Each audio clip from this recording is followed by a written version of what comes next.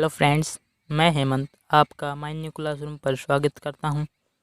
आज हम 11th class Hindi का पहला पाठ नमक का दारोगा जो मुंशी प्रेमचंद जी द्वारा रचित है लेकर आया हूं। इसमें हम कवि प्रेमचंद जी का जीवन परिचय तथा पाठ का सार करेंगे। आई होप आपको वीडियो अच्छी लगे। वीडियो को लाइक करें और शेयर करें और चैनल पर नए आए हैं तो सब्सक्राइब करें। तो चलिए शुरू करते हैं। मुंशी प्रेमचंद जी का जीवन परिचय। जन्म स्थान। मुंशी प्रेमचंद का जन्म सन 1880 में उत्तर प्रदेश के बनारस जिले के लम्ही नामक गांव में हुआ। शिक्षा। इनकी प्रारंभिक व उच्च शिक्षा गांव में ही हुई। इसके बाद इन्होंने बीए की उपाधि प्राप्त की। इनका मूल नाम धनपत राय था। उर्दू में वे नवाब राय के नाम से लिखते थे। रचनाएं। इनकी रचनाएं हैं पूष की रात, कफन, ईदगाह, पंच परमेश्वर, दो बैलों की कथा, दूध का दाम, सवा शेर गेहूँ, करबला, निर्मला, कर्मभूमि, रंगभूमि, प्रेमाश्रम, सेवा सदन आदि। इनका प्रसिद्ध उपन्यास गोदान है और इनका अधूरा उपन्यास मंगलसूत्र है। इन्हें महान सम्राट उपन्यासकार भी कहा जाता है। साहित्यिक विशेषताएं। इनकी रचनाओं का मुख्य उद्देश्य समाज के सामने ग्रामीण समस्याओं को उजागर करना था। इसके साथ साथ इन्होंने अपनी रचनाओं में नारी दुर्दशा, पशु पक्षियों के प्रति प्रेम व समाज में फैली विभिन्न बुराइयों को उजागर किया है। भाषा शैली। इनकी भाषा सरल, सहज एवं प्रभावशाली है। इन्होंने अपनी रचनाओं में हिंदी, अंग्रेजी, उर्दू, फारसी आदि भाषाओं का पूर्ण रूप से प्रयोग किया है। मृत्यु। सन 1936 में इनका निधन हो गया। अब हम नमक का दारोगा पाठ का सार कर लेते हैं। यह कहानी उस समय को ध्यान में रखकर लिखी गई है जब अंग्रेज सरकार ने नमक जैसी अति आवश्यक चीज़ पर प्रतिबंध लगा दिया था। उसी समय गांधी जी ने दांडी यात्रा करके नमक कानून तोड़ा था। वंशीधर अपनी पढ़ाई पूरी कर चुके थे। उनके पिताजी बहुत चिंतित थे कि उनकी नौकरी कब लगेगी। घर चलाना मुश्किल हो रहा था, कर्ज बढ़ गया था। उसी समय नमक का नया विभाग खोला गया था। सभी अच्छे लोग, यहाँ तक कि वकीलों को भी उस विभाग में नौकरी के लिए लालच रहता था। वंशीधर नौकरी की तलाश में जा रहे थे। तब उनके पिताजी ने समझाया कि मेरा अनुभव बहुत बड़ा है, नौकरी ऐसी मिले जिसमें ऊपरी आमदनी हो। वेतन तो पूर्णमासी का चांद है जो जल्दी ख़त्म हो जाता है। वेतन मनुष्य देता है, जबकि रिश्वत ईश्वर द्वारा दिया गया वरदान है। वेतन पीर की मजार है। निगाह चढ़ावे व चादर पर रखनी चाहिए, जो चढ़ावा आता है उस पर रखनी चाहिए। शायद वंशीधर अच्छे मुहूर्त से निकले थे। जाते ही नमक विभाग में दारोगा पद पर नियुक्ति मिल गई। उनकी कर्तव्यनिष्ठा और ईमानदारी का यह प्रभाव हुआ कि 6 महीने के अंदर ही वे अपने अफसरों के चहेते बन गए। उनकी चौकी यमुना नदी के किनारे के पास थी। उनके पास सवारी के लिए एक घोड़ा भी था। एक रात दारोगा जी मीठी नींद में सोए हुए थे। सर्दियों की रात थी। आधी रात के समय नींद खुली तो नदी पर गाड़ियों की आवाज़ सुनाई दी। कुछ समय जानकर शंका हुई, ये सही समय नहीं है गाड़ियों का। इस समय गाड़ियाँ कहाँ जा रही होंगी।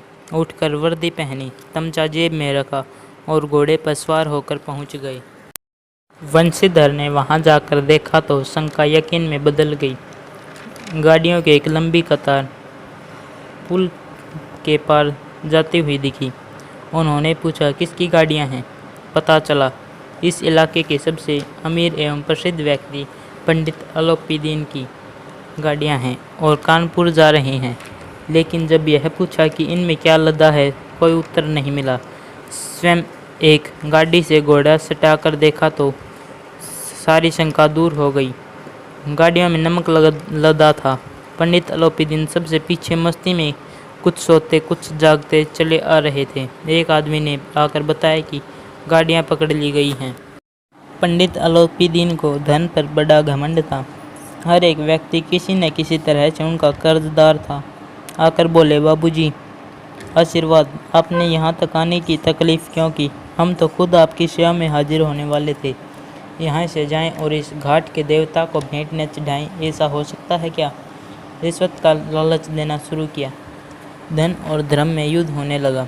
1000 से लेकर 40,000 तक का लालच भी वंशीधर की ईमानदारी को टस से मस नहीं कर पाया। अंत में जमादार बदलू सिंह द्वारा पंडित अलोपीदीन को गिरफ्तार करा दिया गया और न्यायिक हिरासत में भेज दिया गया।